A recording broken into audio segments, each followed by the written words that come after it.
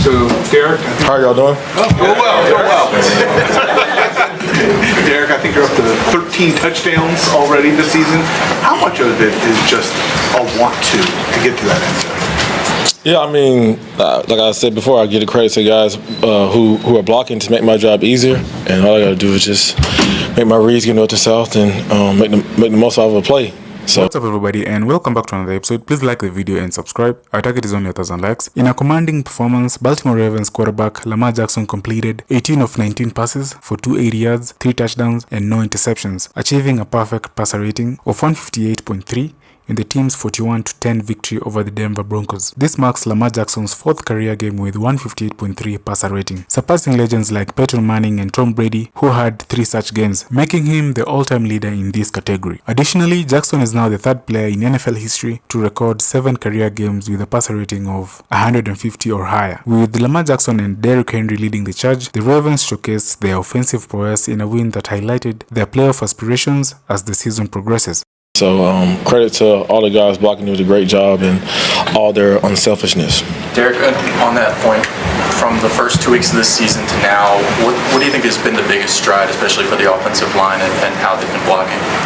I think it's just them executing, coming off the ball, being physical. I think the work that they do during the week, I think it shows on game day, and the chemistry they have up front, I think that shows as well. And they take pride in it, in the run game and protecting Lamar. So they deserve all the credit. Hats off to them. Derrick, you've talked about this a little bit, but what kind of impact does it have on you as a runner having a guy like Lamar back there, particularly when he's played, as well as he has this season? Yeah, I know. I know you asked Coach Harbaugh about him running today, but he didn't have to. He's dangerous with his arm, and I think he showed that today. If you want to take away him running the ball, go over your head and throw it. And if he got to run it, he'll do that as well. So hats off to him, man. He's the engine to make this thing go. And MV3. So Derrick, you are now at over 100 rushing touchdowns in your career, which surpassed Barry Sanders, who had 99. Just what does that mean to you?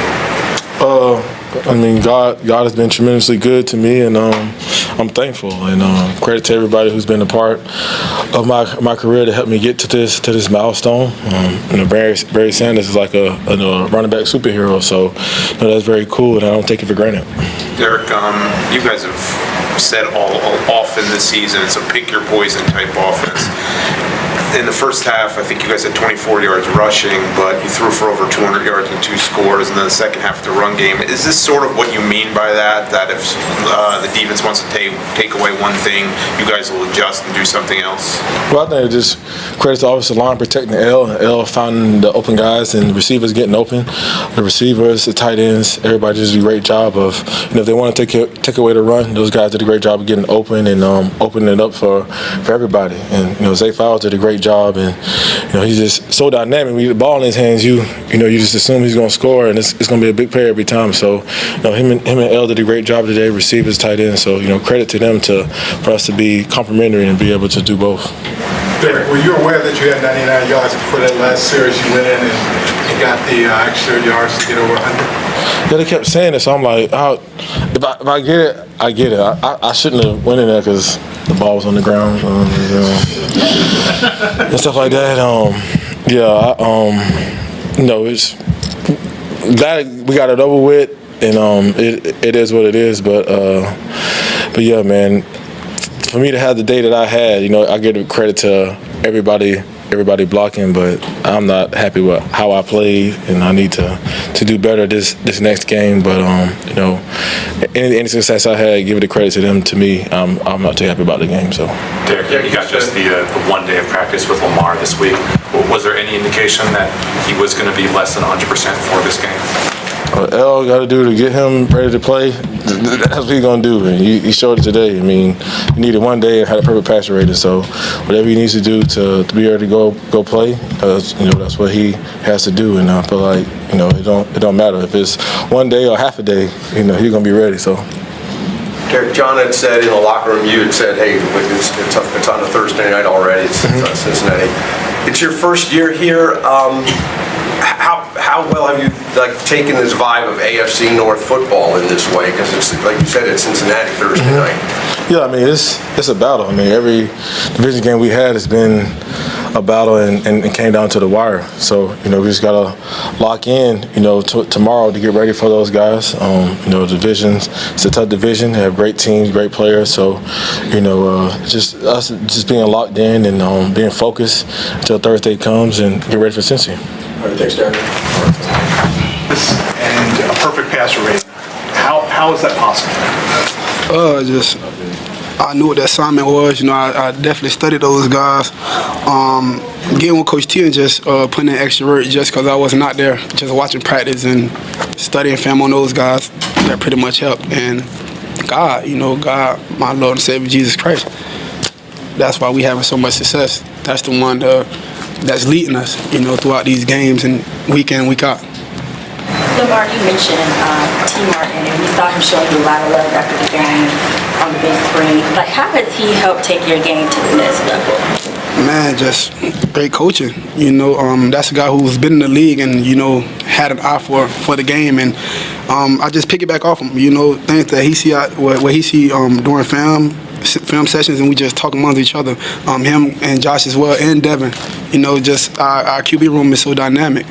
Just picking each other's brain, man. From what we seeing out there on that field, that's helping us. Lamar, can you speak a little to just the connection you and Zay have today? The 2 touchdowns for him, and obviously the one before the half was a different level type of play. Yeah, I just believe just not Zay. Like all my receivers, I have chemistry with all those guys.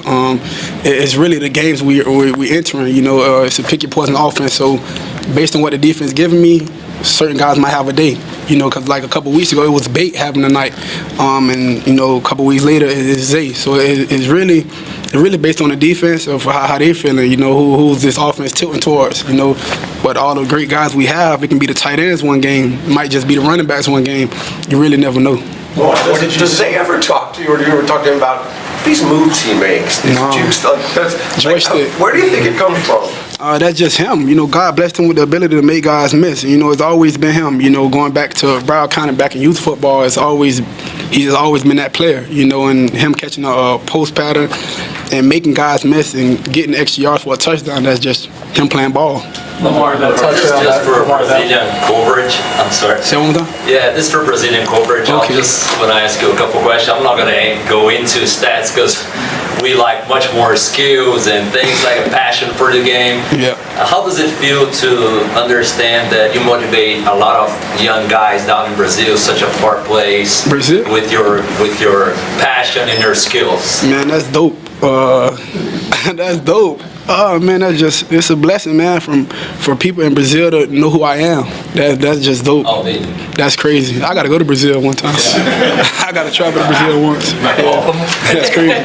They were third. Lamar, that touchdown to Zay before the half. Can you just walk us through what you saw that on the play, and then sort of just your view of that move and what you thought? Yeah, it looked like they was playing quarters to me. And the safety poached backside, 26 poached backside. So I just had to beat him, lift the ball over the linebacker, 55. I don't know his name, sorry. But lift the ball over him and just let Zay do the rest. And that's pretty much what he did. What was your viewpoint of that move when you saw him make that cutback? Okay, so I'm like, yeah, he probably about to get tackled by 29, but then he still formed off a block. I want to say bait. I don't know. Whoever it was right there, he still formed. In 29, looked like he was about to make the tackle. He ran into his guy, and Zay did the rest. And Bait helped out too. Bait came back for that block, so that was just dope for our receivers. Hey Lamar, Buster Ricard's being part of your offense, big part of the offense. Yeah, huge part. How happy were you to see number 42 in the end zone? I was happy as hell for him to score. Like, my fault, dang. I was happy. I was ecstatic for Pat. He's been looking for that receiving touchdown, and he had it today, so that was dope. Lamar, they were third in the league in defense coming in, and had a lot of success in a lot of different ways. As you looked at their defense during the week and then applied that to what do you feel like you did well to take advantage of what they were doing defensively? Just take advantage of what they was giving me. Just getting the ball to my guys and letting them execute. Nelly, Bate, Zay, Lil Zay, Mark, Pat, those Justice. I can go on and on, but just getting the ball to those guys. Our offensive line doing a great job blocking made my job a lot easier.